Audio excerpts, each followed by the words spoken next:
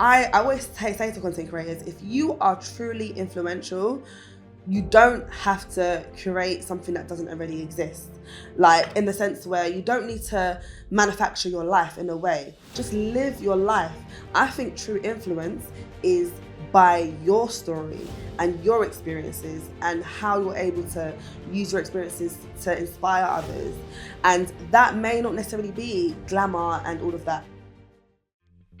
No Bullshit Talks is a podcast for entrepreneurs by entrepreneurs. There's too much bullshit out there, especially when it comes to business. This podcast aims to highlight what's true and what's not in the world of entrepreneurship, bringing you honest and raw conversations about the roller coaster that is entrepreneurship. Each week, my guest will be a high-performing entrepreneur sharing the ups and downs of their journey and helping you prepare for the road ahead, while providing you with actionable insights and absolute gems of knowledge. Stay tuned as I introduce this week's guest.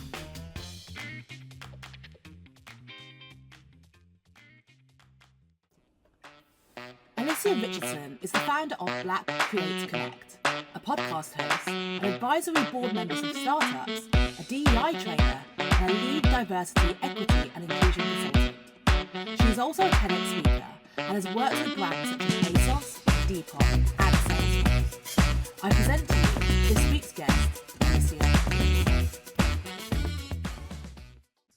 Welcome, Alicia, to No Bullshit Talks. Thank you. Thank you for having me. I feel great to be here. I feel great that you're here too. I mean, I've also been on your podcast. And yes. Returning the favour, but you are, I feel like, a no bullshit kind of person. That's why we vibe. 100%. Like, and also no bullshit to myself. Yeah. As well. Exactly. Yeah. I think that's a really good point you brought up, actually, because I think when I first started the brand, people were saying, oh, what does no bullshit mean? And they were like, does that mean, they took it offensively and were like, does that mean you don't take shit from anyone? You're like this. And I was like, no, it means that I don't bullshit anyone. I don't want any bullshit in my life. I want to just be real and have a conversation. And like you said, don't bullshit yourself, because people tell a narrative to themselves that something's X in the world or whatever, or even like limiting beliefs. I can't do this because of this. And it's like, no, it's bullshit. Wake up. Exactly. And the thing is, I'm a big fan as well of making sure you hold yourself accountable. Like, we all make mistakes. We all don't do things perfectly. We're all learning. So it's when you don't own up to it and when you don't try to correct it and act delusional about it, that's problematic. Yeah, exactly. And we're all human. And we all make mistakes. Like you said, if you just be like, do you know what? I screwed up. I'm sorry. Like, how can you be mad at someone who's genuinely really sorry and they've screwed up? They've tried the best. If they have good intentions, you can't be mad. I'll be mad at someone who lies and cheats and then pretends they didn't do anything wrong, and then it's just like, no, I didn't do that. Or gaslight you to make you feel like you've done the wrong thing. Nah, I can't be done with that. Like, hold your hands up in a minute and it's much better. Agreed. But yeah. But we haven't even introduced you, because I feel like people are going to be like, hang on a minute, you're having this conversation about random crap, and they're like, who is this woman? So, Alicia, please tell us about yourself, who you are, why you're here. I will do. It's so strange because I feel like who I am develops and evolves. Like, it's a good thing. Growth.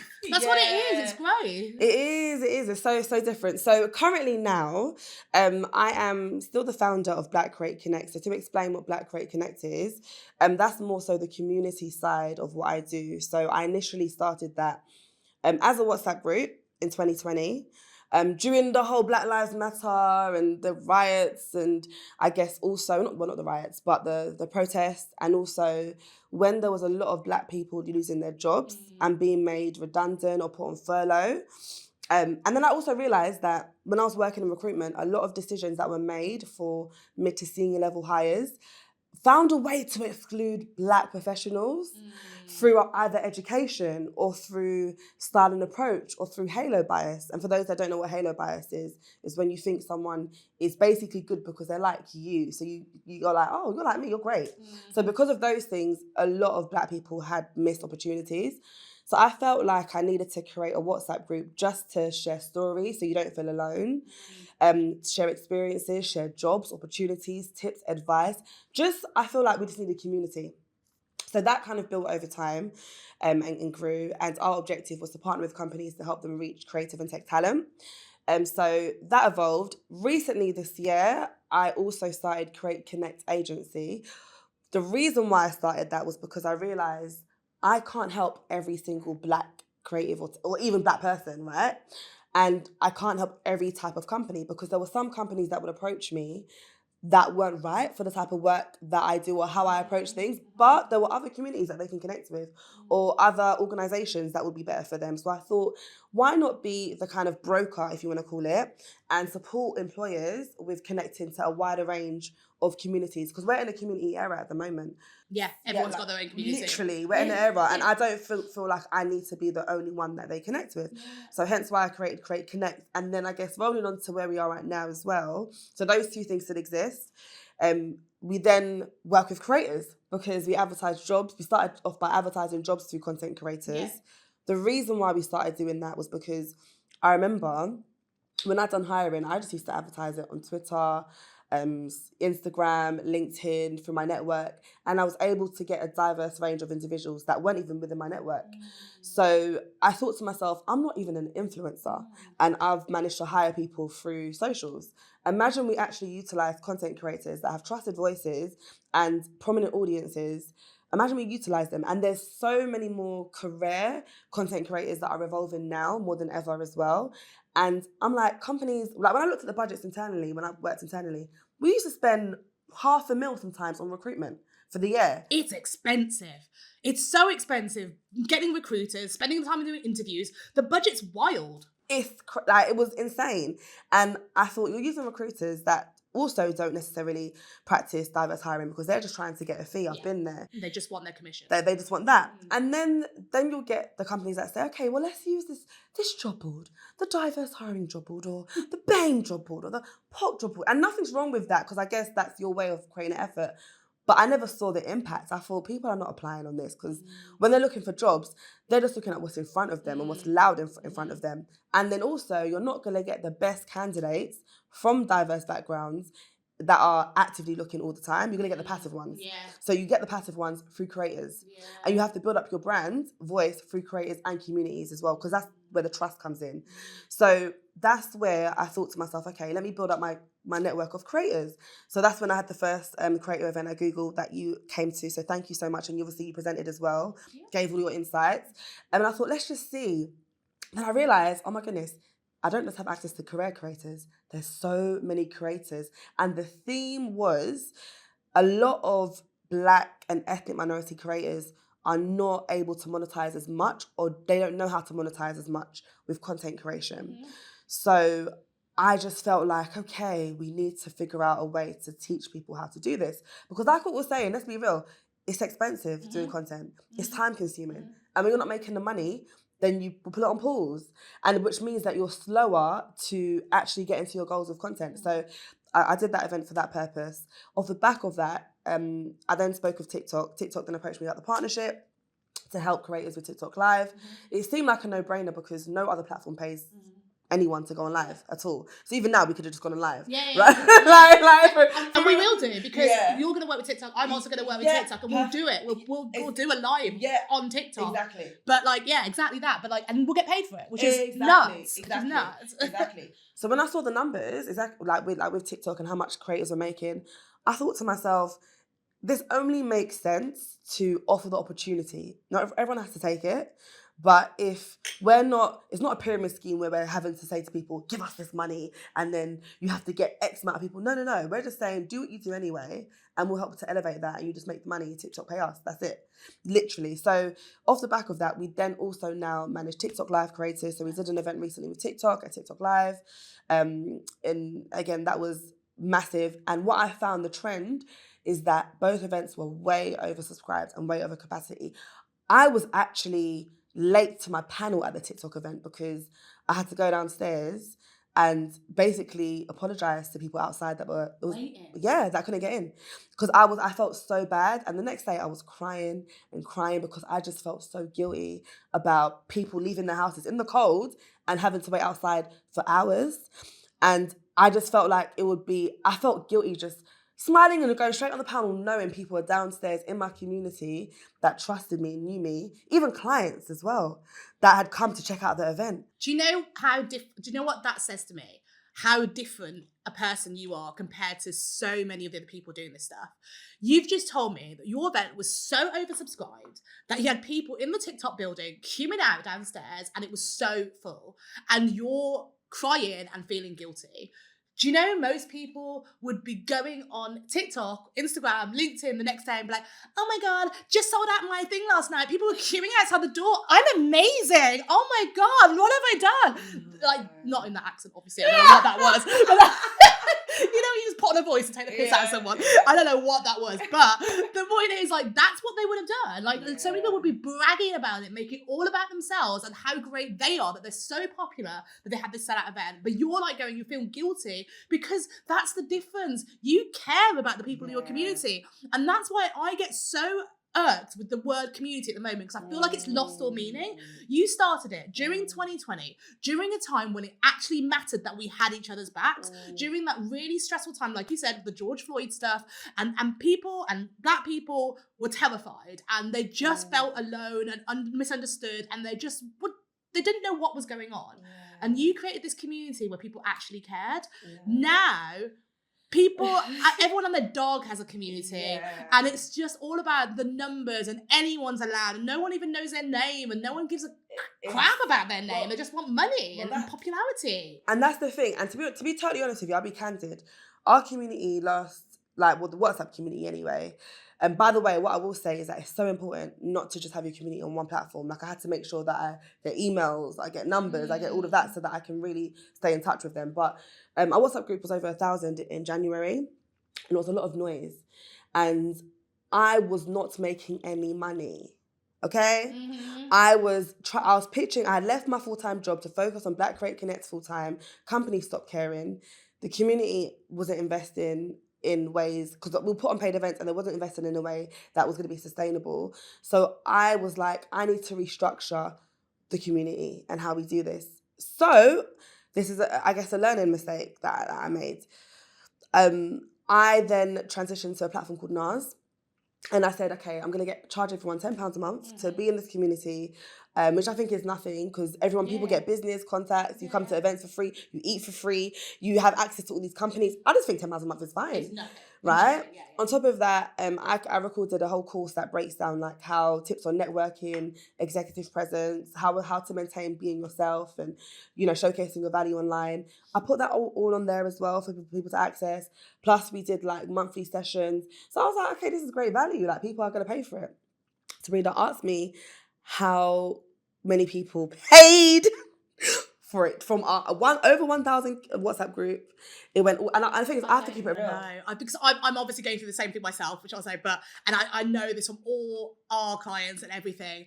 The moment you ask people for money, they ain't interested. So out of 1,000, I'm gonna go with less than 10%. 100%.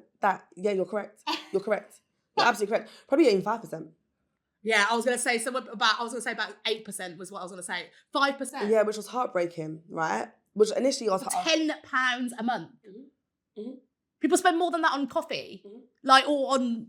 They probably drop most of that on the street. Like, that's just ridiculous. And the thing is, for me as well, what hurt me is because I was also the person that would always look out for other people. Yeah. So I would always be like, let me bring your business in here. Let me make sure your catering business can get money from this company. Or bring your clothes in there. Last year when we had an event at ASOS, we didn't plan to have any stores of people's clothes. I called up brands that I know want to advertise their clothes. I said, come bring your clothes, like, just advertise yourself. It's at ASOS, you might get a connection. Mm-hmm. I'm always looking out for people. Mm-hmm. So I felt like my community didn't look out for me. And I was broken, because I felt like, I remember I was talking to one of my coaches, Nathan, and I just felt so demotivated. Shout out Nathan. Nathan was just there for me because I was just crying, saying, my community are not showing up for me. Companies don't care anymore. I don't feel valuable, actually. But it's crazy because at that time in March, I was doing back-to-back International Women's Day talks. So people are thinking, Alicia is like up there, skyrocketing. She's just on a TEDx talk. She's like doing bits. I'm like, you don't know how low I am right now because I don't have the backing and support that I need. And I also felt like I didn't have any value to give, obviously, because the community are not paying for it. Companies are not paying for it. That's a hard place to be in when all I've ever wanted to do is give back to the community. And I've invested a whole heap of money in the community, whether it's getting content, whether it's food, whether it's events, whatever it is, prizes, so much money I've invested, enough for a house deposit. Okay, so I was heartbroken, but then I had to kind of sit with myself and think, okay, what am I doing this for, Alicia? Like, what's the goal here? Let me actually focus on that 5% that have said yes. Let me focus on the small amount of clients that have said yes. Let me just focus on that, and let me remind myself, this isn't about me and my feelings. This is about me giving back to those that need to be invested into. So I just started to reinvest my energy into that. I remember when I even booked Cannes, I wasn't making the money I wanted to make when I booked Cannes, but I booked it in faith because I had business last year. So went to Cannes. Thank goodness I managed to get business there, like immediately straight away, which is great. And I had to literally say to myself, you need to consume good content, surround yourself with much honest, better, integral people that are going to really hold the mirror up to you, hold you accountable, and also support you as well, so that you can perform better, you can make better decisions. And I say the mistake that I made, with NARS was that I may have just jumped in regards to the price. I think maybe I jumped because I lost a lot of the community at the time. But the positive thing is, it's rebuilding, and the people that we're rebuilding in the community is ideally what we want. So it's the actual WhatsApp community is like way less now, like 200, right? But there's 200 dope people.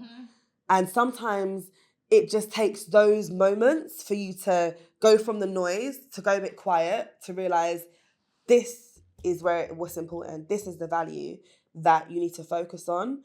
And I've met some incredible people along this journey in the past 6 months, and business has picked up and things are going much well, like I said.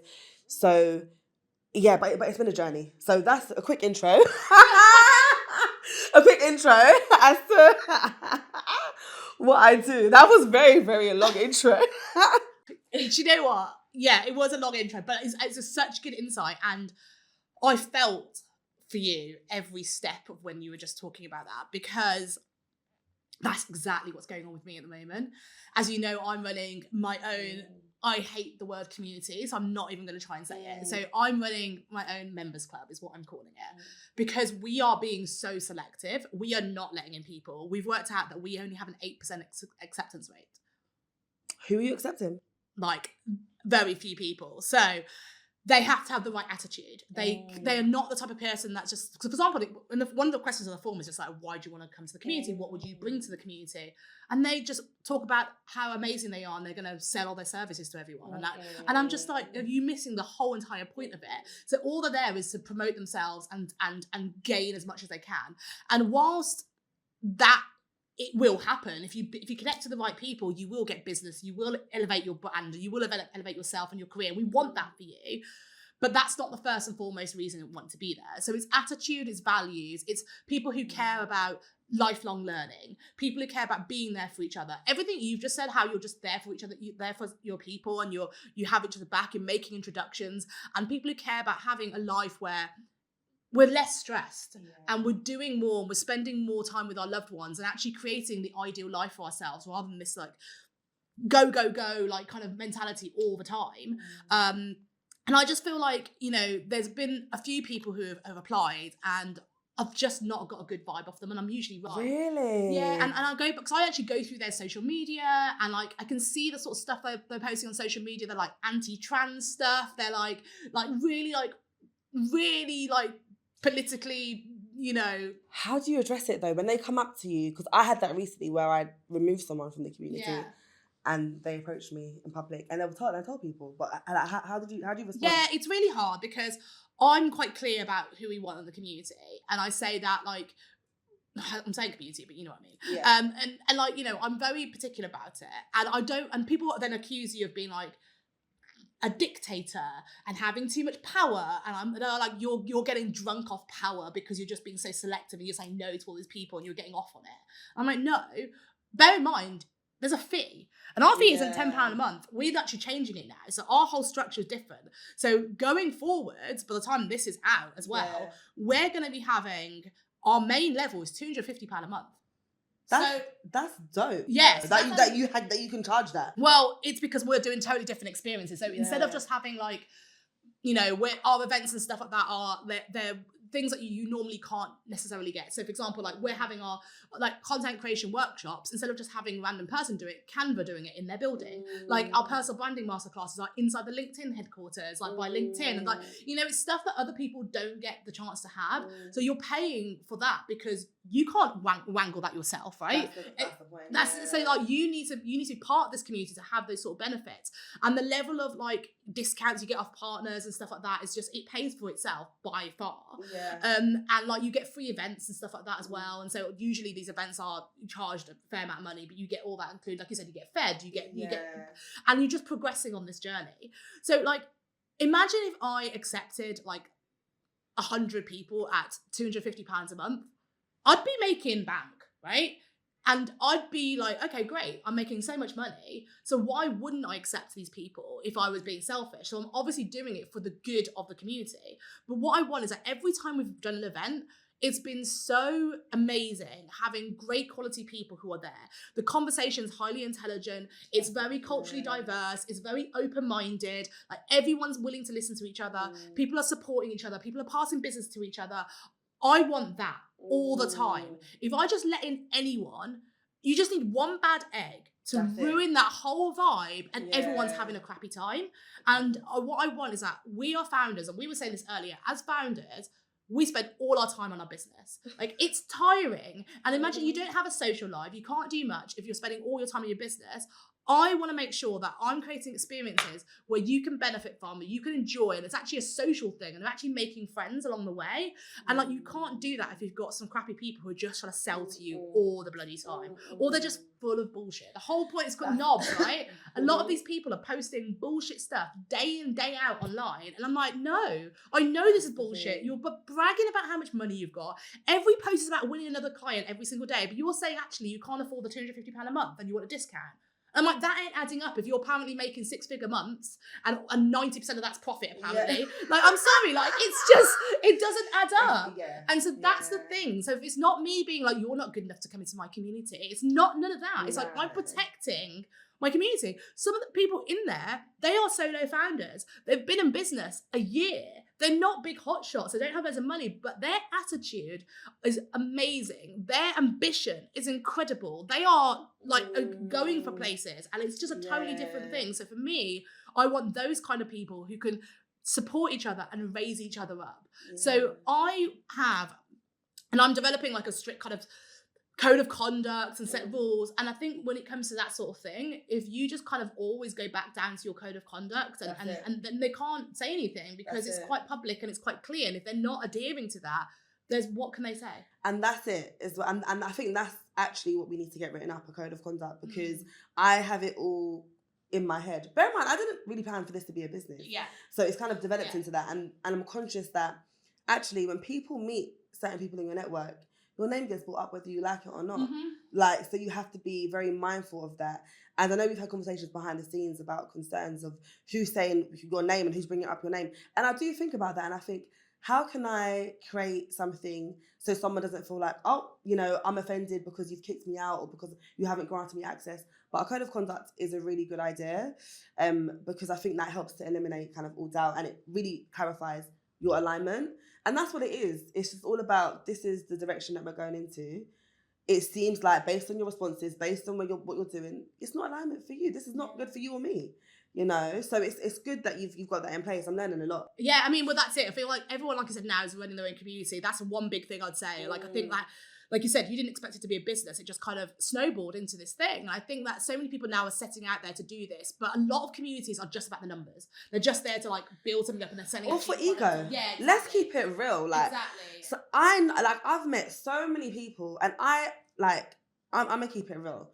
I've met people that have recently started communities for various groups, and I have them in writing telling me, F this community, F that. I have it in writing in texts. So when I've seen that publicly, I'm just like...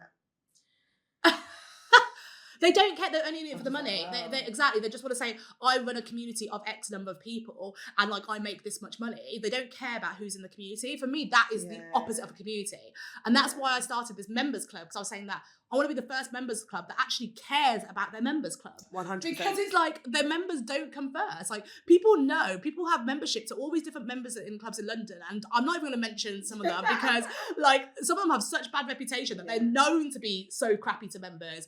We're sitting in one which is different. I am going to name drop these guys because I love them. So, it's nice in here as well. I was oh like, my God. I felt like I was in a movie. I was like, where the camera's at? Well, that's it. This place is the scene for loads of movies. I was watching Skyfall the other day, and this was the main set where they go into the government. This is where the MI6 new headquarters were.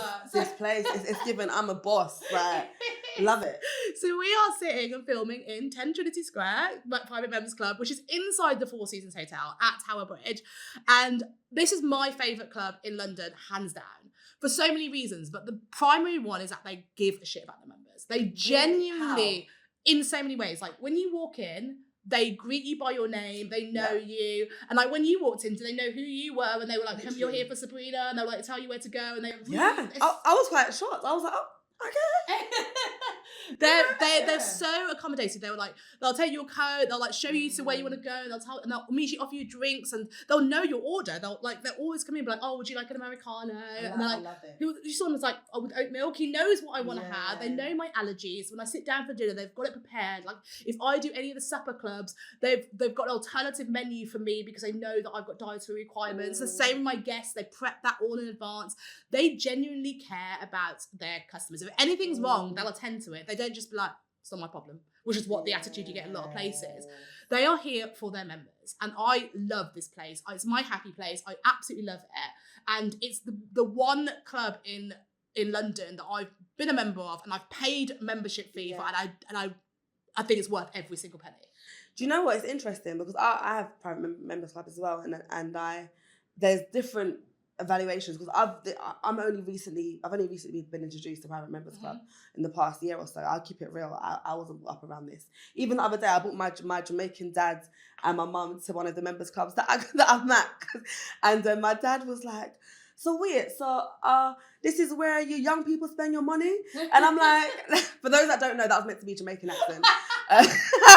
And then my mum was like, this is nice, isn't it? This is cool. She was like walking past the pool. She was like, oh, this is nice. I was like, yeah, mum, this is just where we like to, be. But I also thought to myself, Alicia, if you're spending money, you also want to not just have the environment that looks nice and it's cool to be, but you want to be around great quality people. Mm-hmm. You also want to be looked after by members as well, by the team. There's so much more to it. And that actually leads on to another thought that I had, but another, I guess, eye-opening thing I had this year, where I had to consistently think, you have to listen to the members that you've now created and that you've now wanted in your community. If there's a consensus of what they want, you have to listen to it. Mm-hmm. Like, it's not about you, Alicia, because if this was about you, you'll just do your own thing and have your own community by yourself. Precisely. And that's why I was saying that. So my whole thing was saying that we're one of the first members clubs that's actually caring about the members. It's members first. And like you said, members should dictate it. So you had 1,000 people. They weren't really members. They were just there. Yeah. They were just in the WhatsApp community. Taking whatever they could. Yeah. But then the moment like you wanted to be like, actually, give back now, they were like, nah, we're gone. But those 200 people, they're your real community. And those are the ones you need to listen to because they're the ones who are actually paying money for. So like I said, we're going well up next year. And like I said, we're increasing everything. But all the people who have joined Knobs this year and were with me from since day one, I'm not raising their prices. They're my founding members. I've said to them, I am making sure that they know that I appreciate them for believing in me since day one. So when we increase our prices, theirs are staying the same. Yeah. Because they ain't paying more than that because they had my back since the big, exactly. Yeah. And they're helping craft what's coming forward because I'm listening to them and it's all about what they need and what they want. And I think that's really important. You can help craft that. And I think that you mentioned so many things about this earlier. And I think that like how seeing you guys grow and it's amazing. And I think like I said, you really care. And I think that this is also my problem, as you know, like you can easily get taken advantage of. And the problem is that there are so many people out there who will take. And I've seen this a lot recently. For example, we talk about influencers. Influencers are an interesting bunch. So what I think I get upset if someone calls me an influencer, because like there's good influence. There's always bad ones that ruin the reputation, but there's a lot of them who like to just take. They believe they shouldn't pay for anything, and so many people tell you need to be giving away PR spots to different things and, you know, do influencer people. But then when you ask for something back, they're like, no, and they don't want to pay for anything. And it's so difficult, because if you're someone who just gives, and where do you draw the line? Because you're just going to give everything, and you're not, like I said at the beginning, you were being real. You weren't earning any money. At which point do you have to be like, actually, I need to put myself first and need to start earning some money? Do you know what's interesting with I guess influencers / content creators? A lot of them have built their platform off ego and them being the star of the show. What I guess some of the TikTok creators are, I guess they're fascinated about. I have one-to-one calls with them, and I say to them, you have to put your viewers and your audience first, right? If you're not connecting with them, if you're not trying to get to know them, if you're not trying to add value to them, and it's all about you, you will lose traction. Like, it's not sustainable. So I said to them, if you want to last long, I don't know if you're here for the short or the long term, but my ideology is that anything you do, it needs to ideally be long term. It might change along the way, but it needs to be long term. So I've been telling all of my content creators that we're now working with, you need to think about, what does your audience want? Because you have these great ideas to talk about me, because I want this. No, like, if your audience want Q&A and want to get to know you, do that. If you really want to be a content creator that's honest and that's transparent, do that. Like, what is it that they want to see from you? And I'm even having to push myself out of that as well, because a lot of people have said to me in the community, we want to hear more about you, your story, your background. Because I'm always interviewing people, I'm always doing events, and I'm always just chipping in and out. And I'm listening to that and thinking, okay, how can I do that in a way that's also manageable and consistent? So it is hard working with content creators, but my whole thing is, I tell them straight, every content creator I meet, whether I work with them or not, you have to think about the bigger picture. If you're adding value to a wide audience, you don't have to worry too much about trying too hard. You don't, because you're valuable. And the reason why people like Melissa's Wardrobe, for example, has grown such an influential platform is because she gives people genuine gems on fashion. Like, I'm not gonna lie, I really look up to her brand, because she's managed to grow it and, you know, influence. I don't know her personally, but she obviously has been honest with her audience about what works, and she talks about affordable things, if that makes sense. So people resonate with honesty. They resonate with things that are real. Even when I say myself, do you know what? I tried this whole thing that didn't work, didn't make money. This did make money though, and props to this person for that. People just resonate with honesty. And value. Yeah, exactly. And I think, like, for me, like, when I think about it as well, like, when I think about all the influence out there, like, so much of it is fake. And like, when you compare, people compare themselves to these people all the time, and so much of it is fake. If you look at the ones who are actually shining through, they're the ones being the most real. People are so sick of it now. People don't want the perfect chisel stuff. Like honestly, like, when I see people's homes as well, I'm like, do you not live in them? Because, like, if you notice, like, influencer homes, there's nothing anywhere. Everything's spotlessly clean all the time, and like, there's not even a cup on the table. Like, and I'm just like, do you not drink coffee? Because I see a video of you making coffee every single day, but there's no cups anywhere. I was like, and it's like, everything's so pristine. They don't have anything around, and I'm like, it's nice having a clean home. Don't get me wrong, my place is not that messy, but it's like, it's lived in. It's lived in. There's stuff everywhere, so it doesn't look like a showroom every time you're filming content. But they basically live in a showroom, and it's quite depressing. And when I speak to content creators, they say that. They say, oh, we can't actually live properly in our home because we have to keep a whole area for content. So like, one room is like, I'm not allowed to go in it. And I'm like, this is a weird way to live, and it's not. And like, the whole day in your life, none of it's real. Like, most of it's done over like 5 days as well. It's like, please be realistic. Let me be honest with you. I did a day in the life, Never doing it again, by the way. Never doing it again. No, I did a day in the life recently. I think it was in October or September. The longest thing ever. Like, I just couldn't exist. Like, I was like working. I was like, okay, I've got to put my camera up. Work. Okay, get up. Whatever. Got to walk into the room. The camera. I was like, oh, this is too. Even waking up in the morning. Like, I sent the raw video to my mum, and she was just laughing. Because obviously I got up out of bed. I put the camera up, turned the lights off, was in the bed. I'm being serious. And then I did it.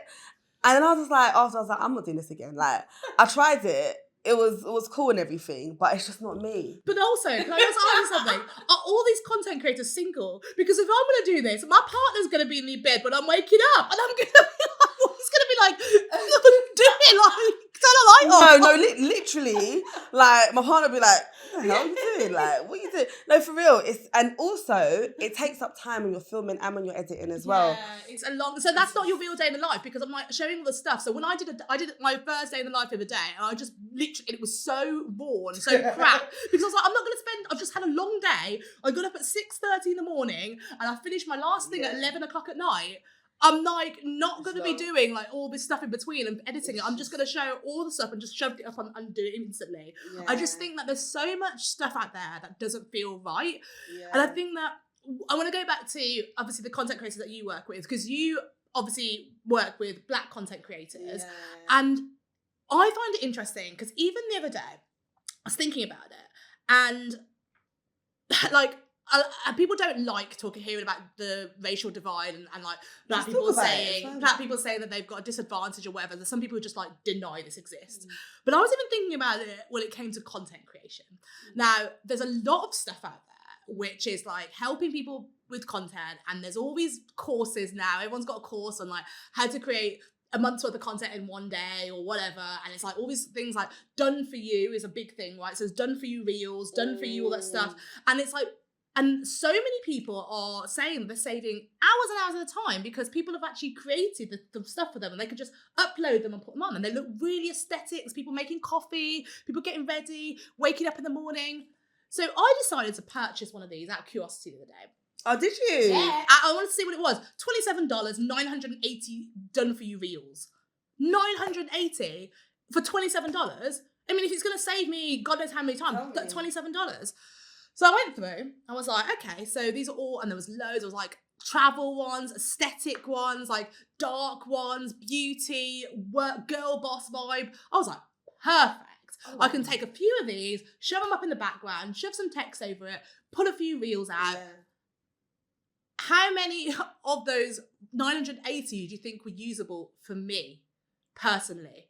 That's it. There was not a single person of colour in those reels at all. So I can't be doing the ones with like the making the coffee or anything, or even just like, you know, the shoving things in, or even like the toes on the beach or any of that.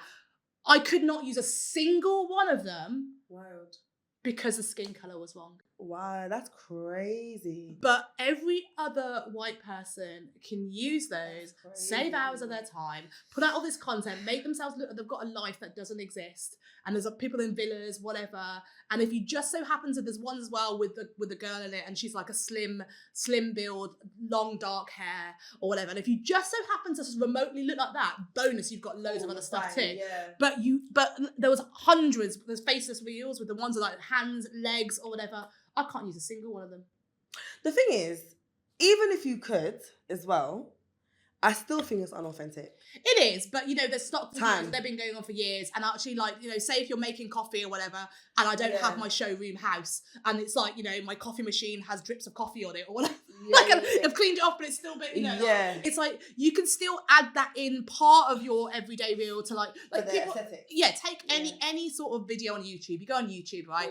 They break it up with B-roll, right? And that B-roll sometimes is stock, a lot of it's stock, and then sometimes it's themselves. So, you know, I would love to have the ability to shove decent B-roll. That's a really good shout. That's what I wanted it for, B-roll. But there's none that I could use because there was not a single person of colour in that content creation. The thing is, this is such a common conversation. I have this conversation all the time. I was having it last night with my girl about how Black content creators don't make as much money as obviously non-Black content creators, and that can even include like Indian, that can even include white, you know. And one of the things, I don't know if you saw the video recently by a girl called Ella. She was online talking about the fact that she was invited on an influencer trip by a brand, and there was 57 influencers going, and she questioned why there's not one Black person on that list of 57. And because she questioned it, she was uninvited. So was she black herself? She was white. So she actually brought it up. Good for her. Like, for a start, by the way. That's the only way things like those Because conversations happen, because Yeah. people actually listen because she's not black. If a black person said it, they're like, oh, here we go, they're moaning again. Exactly. That's why we need other voices. Interesting. So she got uninvited. So she got uninvited. Do we know who this brand is? I don't think she says it, you know. I think she just says a brand. She doesn't actually go into detail about the brand, but she just talks about the experience and how this is a common thing. She consistently gets invited. So I guess sometimes the places where people can create content, not that black people can't go on holiday, of course they can, but when you're going there on a brand trip with loads of influencers, of course the way you do the content is going to be different. You're going to get some certain support. You're around other content creators that get it. When you go on holiday with your friends and you're a content creator, they're not trying to do content with you the whole day. They're not. They get annoyed with you. When I'm going with my partner, he rolls his eyes. He's like, nah, like, can we just enjoy our food, please? No, that's like the thing is, that's like with my girls. Like they are, I know for a fact they get sick of me. In Jamaica. I remember I was like, guys, okay, can we just have this time slot just for content? And I would even try to do a little thing, but they know I was doing it. I'd be like, I'll take content for you if you want. Yeah. They're like, we're not content creators. I'm like, I know, but just in case, you know, just in case you know it for memories, you know. So I try to get them involved so that I can get it too. But it's easier when you have those content creators around you. Also, I guess it's a thing where these things require investment and time, right, to put it together.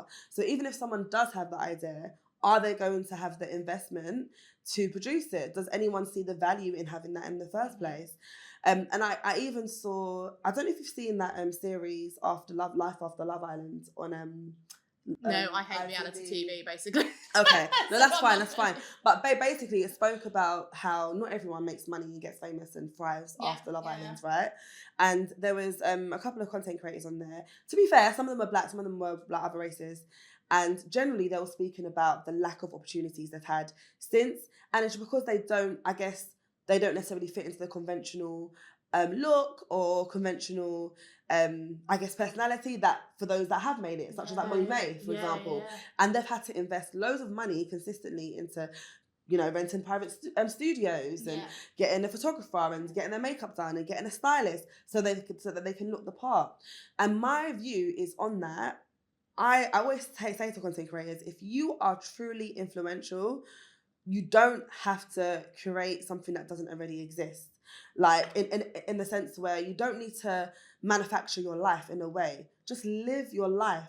I think true influence is by your story and your experiences and how you're able to use your experiences to inspire others. And that may not necessarily be glamour and all of that. I don't even film, for example, at my parents' house, for example, that my parents, what they've earned is them. Like, I don't even utilize that on content because it's not mine. Yeah. It's my parents, you know? Yeah. So I try my best to be as real and authentic with my journey, because I also think that there's people that are so they're so driven and they've got big visions, and then they feel probably limited by their surroundings and who they have and what they have access to. But when they see honest people online growing in front of them, that enables them to believe in themselves, to know, okay, do you know what? I can make these steps. But when you're consistently seeing people on holiday in these penthouses, private jets, yachts, all of this, do you know how much a yacht? Last night I was looking at yacht rentals. Do you know how much it is for the week? Oh. For like a yacht, like a yacht that you can stay in, like free float. It's like $500,000. Oh, it's you know those boats. We were talking about Cannes earlier. You know, like to rent a yacht in Cannes. Like, you know, they have the yacht parties in Cannes. Like, I've spoken to brands because I was helping them do this. Like, one brand I know actually bought a yacht to have it there because it was actually better to buy it and then resell it. That's how expensive it was in Cannes. It was absolutely crazy. It's mad. It's mad. And do you know what? This is actually something quite recent that I even want to touch on. So again, a lot of people display lives that are not real because I've seen it as well, and I've experienced it. So I remember, this is even last week, someone posted in our community chat about an event that, you know, a guy's coming down from America. He made $1 million in a day or something, you know, stuff like that. You know, stuff that isn't real. Cool. And he made a lot of money. And she shared a code with the community. Now, I just honestly you know, bought a ticket and was like, okay, cool, let me just buy it to support whether I go or not, just because she's promoted it. Now, I later on found out, but like later on that day, found out that this person, he's notorious for pyramid schemes. He's notorious for just getting people, you know, when you just pay for access to things like a Forex trading app, for example, and people just, they have to then sell it to other people, not actually use it. So he's made a lot of money from those methods, right? I heard a lot about him owing people money, not owing money, but people just wanting the money back, basically, from those schemes. And then I guess looking at what he does, and he does a lot of motivational things. You see him living a high-flying life. I know some other people that I've seen that have been living a whole high-flying life online that have asked me for money behind scenes, okay? So this is where I'm like, people are not being real, because I see and experience things consistently. That's why I'm very strict on that.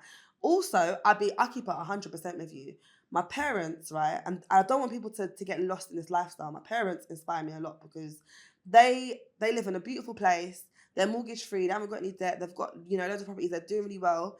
But my dad goes to Vauxhall Market every single weekend. I'm not joking. Like, he goes, and he's open about that. He goes to Vauxhall Market, whether it's to get some plates or whether it's to get, you know, some great offers on duvets.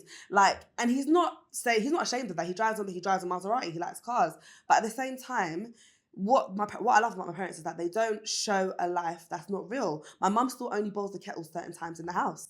Right. Like during the cheaper times? Yeah. Really? She's strict on that, you know? Like, it's, no, No she's strict on when the dishwasher goes on, when the washing machine goes on. But these are things that people will see the exterior and think, oh my gosh, your parents are so wealthy. And they're this. Yeah. But you don't know that they live a life that's actually wise, that's full of wisdom. Yeah, but that's it. You can be sensible. You can like nice things. Like I said, like, you know, my parents are the same. That's generation, right? And bear in mind, so my dad's Jamaican too, but my mum's Chinese. And like, Chinese culture, they love to save money. And so she's always finding little bargains and little ways to save money and stuff like that. But like, they're now in Malaysia for the next 2 months or whatever. And they do it every year. And they just came back from Jamaica and they were in Dominican Republic. And this year, they on the outside, they have a great life, nice house, drive nice cars. But my dad shops a Lidl. And like, they'll be in the reduced section at Tesco trying to get some bargain. And the thing is, the problem is that when, especially Gen Z, see this lifestyle, it really presents unrealistic expectations of salaries that they should be starting off at. Okay, I'm sure we know. It presents unrealistic expectations also for relationships, because there's pressure on young men and also women wanting certain lifestyles. I'm seeing it from a young age, and it's not showcasing the journey. So when you're just seeing the result without understanding the journey, then that puts you at a loss, because I've seen a lot of young people try to keep up with the lifestyle, right? Try to, you know, buy the latest clothes and go on these holidays and get this content, but you're not prioritizing, you know, things that are important in your life. And I'm really strict on that, because when I left university, Miss Alicia Richardson got a credit card, okay? And this is me being honest, yeah, about how my parents are. And I was a reckless spender. I was a reckless spender, because I left university. Daddy, you know, I was living a good life. You know, I had a decent job. I was working in sales. I was making good money a month, and I was reckless. And do you know what my dad said to me? My dad said to me, "My darling, you need to leave my house." No, I'm being dead serious. That's the type of parents that I have. My dad said, "You need to leave and learn how to actually fend for yourself." Thank you. My dad said, "You need to learn the value of how you spend and budget your money." Wow, but you know what? Just think. You are this amazing powerhouse of a woman right now who's just on with business, absolutely. Yeah, you could have been the little spoiled rich I was a brat. at home. I was a brat. Changed you into this person. Yeah, it was my dad, because he saw. Like, and I remember when I was so angry, because I was like, Dad, I was so angry. I'm like, all my friends are still at home and they can do this. He's like, I'm not your friend's parents. I was like, I'm doing you good. He was like, I cannot allow you to be in this house and be irresponsible and not allow you to thrive. And what I kind of felt like he did is like push me in the deep end, and I just had to learn how to swim. Yeah. It was like swim or drown, you know? And that was the most character building thing my dad's ever done for me. And when I kind of evaluate kind of adulthood and what they've achieved and how they've raised me and my sisters, I think, yeah, they're just wise. And that's not what is put out in the world. And that's where these influencers, I'm actually not influenced by, personally. I'm influenced by my parents and also by people that I genuinely have relationships like yourself that are real about your successes, your journeys, what you're working towards and what you achieve, because that is real life. And that's what I encourage and I push versus, oh yes, look at me in my millionaire house and my car. Of course, it's great to achieve these things, but I'm gonna be real. The journey, it's not easy.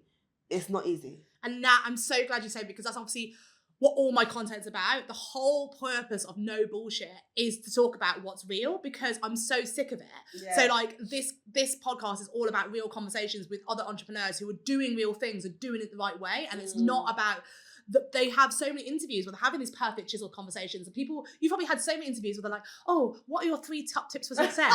And like, you know, all that sort of thing, like, oh my God, you've done this, like, how do we do this? No, that's not what it really is. This conversation is what running a business is like. It's stressful. We don't have much money like half the time. We're working our butts off. We're not getting paid what we should be.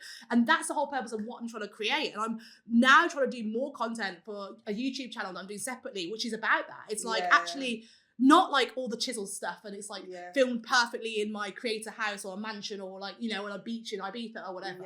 Like it's actually just like done realistically and actually trying to show you what it's really like running a business. And I think that's so missed, and I'm so glad that you resonate with that. That's obviously why you're here. But you know, I do wonder the fate of a lot of people out there. And like you obviously, like I said, you have a history in recruitment, which is why you started this whole thing, and you're helping Black people get jobs. And I just think that this narrative out there, and I think like already Black people feel disadvantaged, that they're already at a disadvantage to get a job. So you must see a lot of this bravado, a lot of this fake it till you make it, so that they feel like they've got to step 100. Above, right? And it's probably a lot more of this stuff. But I would love to just ask you about, you know, I guess the people's attitude and like what you've noticed in Black Create, like Black Create Connect. God, that's a hard thing to say actually when you say it really quickly. When you try to say it quickly, it's like Black Create Connect. There's a lot of C's in there. And I just think like when you're trying to help people get jobs, first of all, and this might seem like an obvious question, but I don't think it is that obvious. Why are Black people struggling to get jobs? What are the main reasons why they're struggling to get jobs? And what are people's like attitudes at the moment towards the whole job market? So I'll start off with the why we struggle to get jobs, right? So I think that people might hate me for this, but I think that both parties have a part to play. And I'm going to start off with our part to play. I think that, I'm not blaming us, but I'll tell you that the part that we have to play is the abundance mindset, and it's the mindset of desperation and feeling less than. I understand society has been... I mean, things have taken place in a way for us to be fed into that and for us to really feel oppressed and down. But what I encourage, like I acknowledge, yes, we do have these barriers. However, I'm not submitting to it, especially because I have seen so many of our parents come from poorer backgrounds than us and start off so much further, and they push through. Like they said, no, I'm having an abundance mindset. I'm getting that. I'm doing that. And I think, unfortunately, there's a lot of people that I speak with that have a limited mindset because of their experiences. I'm not blaming them for it, but I encourage healing and growing from those situations and saying, okay, what is it that I can do? So that's number one. Number two, there's an element of delusion sometimes where people think that they need to be doing what someone else is doing. So a lot of people say to me, Alicia, I want to do what you're doing. Where's your strength? Where's your value, right? So you will actually slow down. What I see people do is slow down on their journey because they're trying to do what someone else is doing instead of focusing on what they can do. And that is distracting. Because they've seen them get success in other areas. Exactly. And they think, oh, it's what they're doing, nothing to do with them. Exactly. So they might say, for example, they might say, oh, I want to be a creative director because I've seen this person make all this money as a creative director. Is that what you want to do? Or is that something that you've just seen this person do and you just think it looks good? And a lot of the time, especially with those in early careers, a lot of them don't have direction and they're just trying to do what is the next best thing to do versus focusing on their value. A lot of other things that I see the community do is, again, comparison. Compare, oh, this person, they have, I don't know, they have this, they're working at this company, or this person has access to this network, or this person has this mentor. I want this as well. And it's like, just focus on what's around you and what resources that you can kind of pour into and what you can grow from. My mindset with that is, I even told my sister this the other day, because she's the Gen Z baby and she needs a lot of counselling, right? And the complaining about what you don't have is not helpful. Yeah. Right? Complaining about what you don't know is not helpful. What you need to do is find out. What you need to do is plant the seeds that you have into the soul that's around you and work with that.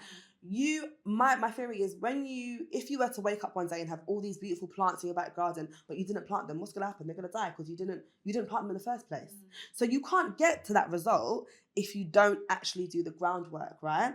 And some of that is because if you don't have that mindset, sometimes that limits you in answering certain questions, in being curious enough, in researching certain things, in exploring different types of things to even understand where your value is, right? It's okay to explore, okay to be in different environments and trial.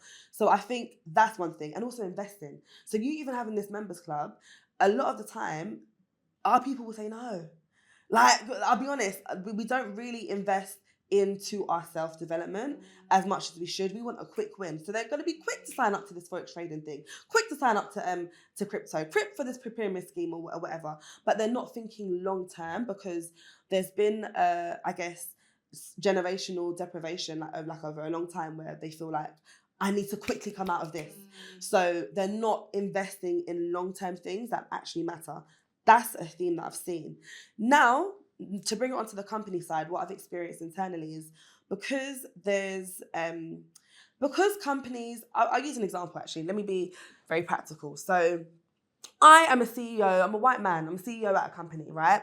I've had a board that has worked really well for me. I've made all these millions and billions and it's worked well for me. Peter wants to leave, right? I'm trying to hire another Peter, because Peter helped to make me this money. If someone comes in and they don't look and sound like Peter, or have Peter's experience, or didn't go to a similar Russell Group school like Peter, that's a bit of a risk, and it's not worth the risk. So let me just go with a safer option. Let's potentially place them at a junior role, and if they're worth it, then we'll bring them up. So companies generally feel safer bringing in Black individuals into more junior roles, because they don't have enough relationships with them to even vouch for them or know them or give them opportunity. And I noticed this when I was approached for a role at an agency to manage partnerships and recruitment. I was not experienced enough. I had like 3 years or maybe 2 years of recruitment experience. Why am I running recruitment and DEI partnerships at a company? The reason for that is because so during lockdown, I'll give you context. During lockdown, when I did start the community, another thing that I did do is I reached out to organisations to do DEI training. The reason I did that was because the 25% salary decrease, was affecting my pocket. So I was like, I said to my founders at the company, I said, can I make money elsewhere? They said, sure. I was doing DEI work, so I started to do DEI work for different companies. One of the contacts at one of those companies was frequently in communication. They saw the work that I did. They moved to that agency. Then she said to me, you need to take this role. There's people that are really experienced interviewing, but I'm going to guide you through this. It was 7 stages, right? And it was double my salary that I was on at that time. So I was really not thinking I would get it, to be totally honest with you. She guided me throughout every single step. She gave me the information. She told me how to navigate certain relationships. She said, this is what they need to see from you, understand. That was a different level of sponsorship and mentorship. And then I got the role. They gave me I didn't know what a sign-on bonus was until she said to me, ask for this. Get the sign-on bonus. She gave me every single tip. I got the best package. And whilst I was there, she still supported me. Shout out Teo. Shout her out. She was amazing. Like, I'll never forget her, because she really guided me. And that's when I realized people just need to have the right people, network around them. And the reason why senior people don't make those decisions is because they haven't had the experience, or they haven't been close enough to cultured people and to even trust them or know that they're trustworthy of certain things. I understand that, right? Especially with a senior role. You know, running your own company, you want to only hire people that are senior that you can vouch for. Yeah.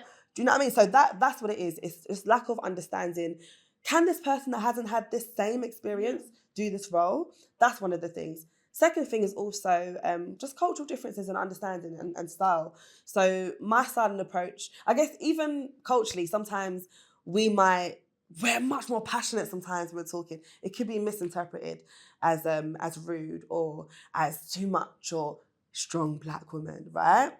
It could be misinterpreted. And sometimes that puts other people at discomfort, especially in senior roles. There's also a trend where we're not sponsored enough when we are in the company. So what usually tends to happen is that our retention rate is much lower as black individuals in the workplace because we feel like we have to suppress ourselves. We have to be silent. Because I've experienced it. I've been in a workplace where, oh gosh, it was awful, right? And me, as confident as I am, I used to go into the workplace and go in a corner, do my work, not try to look at anyone in the eye.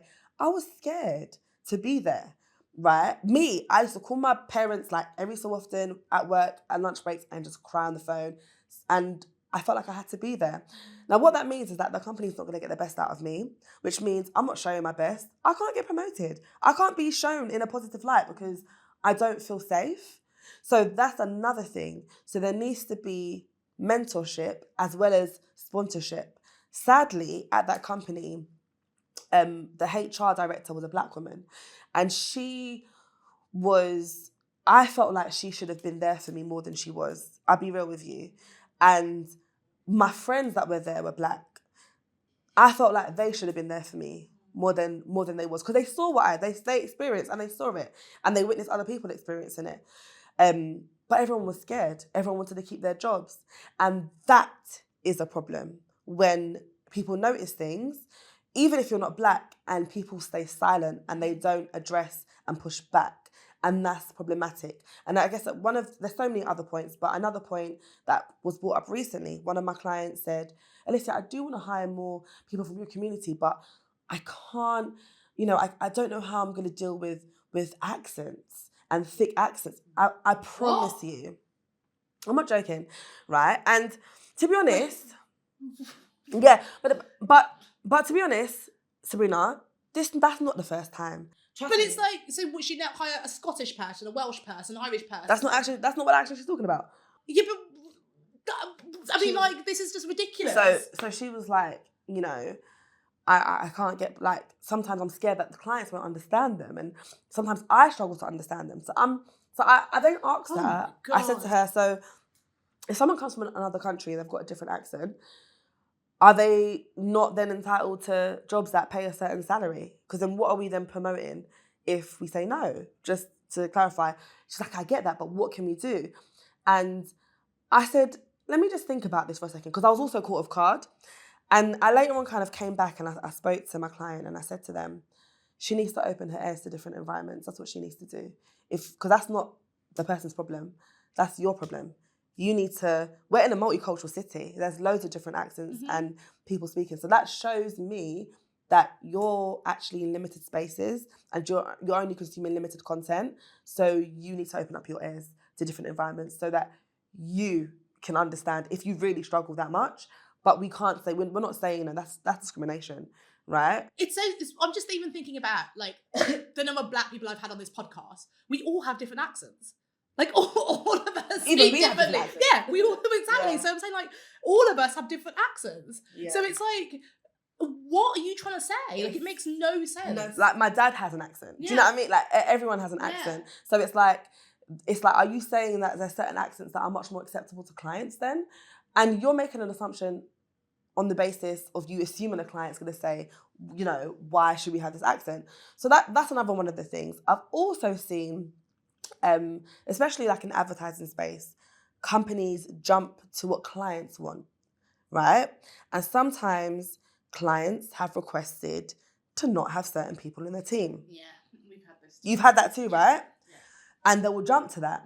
And they won't hold their client accountable and push back and say, actually, that's not okay, and this is why it's not okay. Feel free to quote the Equality Act 2010 as well and highlight that this is discrimination.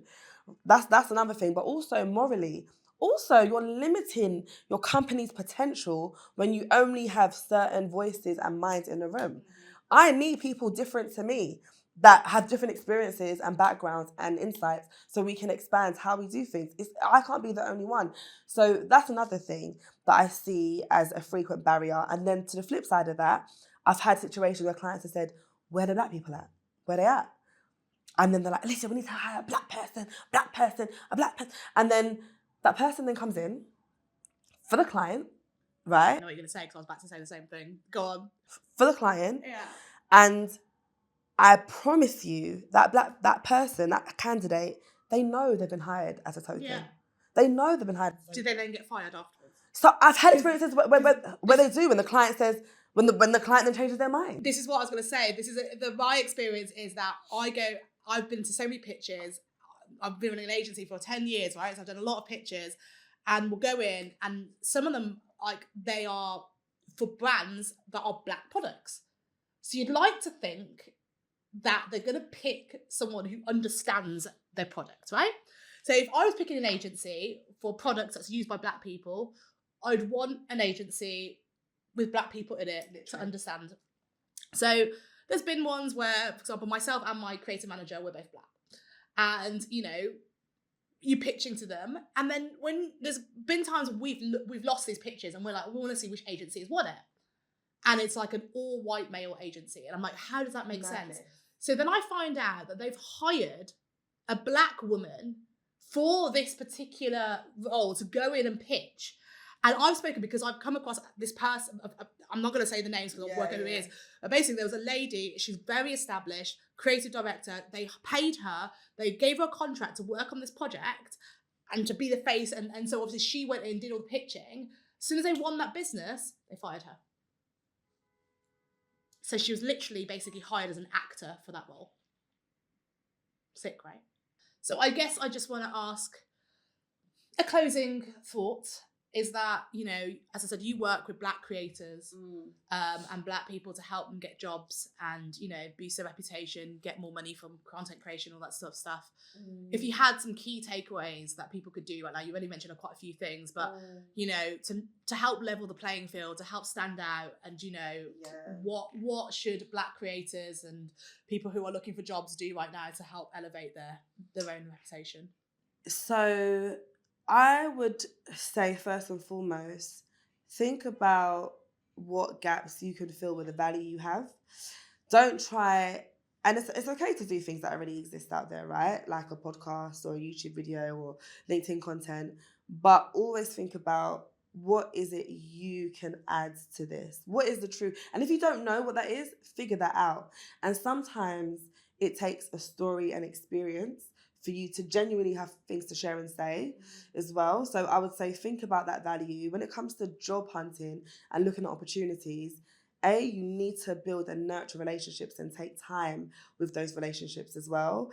And a common mistake people make when they're pitching to companies, because I've seen it, is that they'll just pitch their idea with no thought about how this strategically links with the company's vision and mission. You're just pitching your idea. You just want to do it because that's what you want to do. Look at the company's mission and their vision and what they're doing and their plans and what they've previously done and really align it so that it's now a priority. Because what you've got to think about from a business perspective, they had no plans to spend this money. They had no plans to do this idea. So in order for it to be something they buy into, it has to align. And it actually has to be something quite creative and innovative that is like, okay, this is different. So really think about that. I would also say, please tune into your discernment. Because if you have the wrong individuals using your name, your reputation, because I've experienced it, right? I'm a kind person. I have been used. I'll be honest. I have experienced situations where I felt like I was pouring into someone, and actually that was a using situation. So really clarify who that person is and understand their intentions. And don't be afraid to do a background check. I even tell people, talk before you say yes to me. Even creators, I said, go talk to me about me. Go talk about me. Go find out about me because you don't know me. You don't know me, so just find out information, do some digging. What is the consistent thing here? What's the consistent thing I'm hearing back about this person?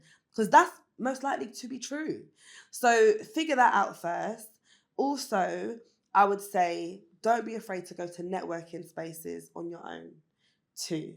And when you go to bigger networking spaces, don't be that person that's running around the room. Take your time, and you're better off having one or two in-depth, valuable conversations that are memorable, that mean something, versus you running around and trying to give out your business card and pitch to everyone. That does not work. How do I know? Because I've done it. I've done it, okay? And that don't get you nowhere. So like, but when you spend the business that I've got in Cannes, for example, I spent pretty much the whole night with them. Since I met them, getting to know them, talking to them, speaking to them afterwards. And they know it's business, it's completely fine. But I would say be transparent, understand them, ask questions. Don't pitch yourself straight away as well. Ask questions and find out what is it that they need and what's the value. Sometimes the time isn't now.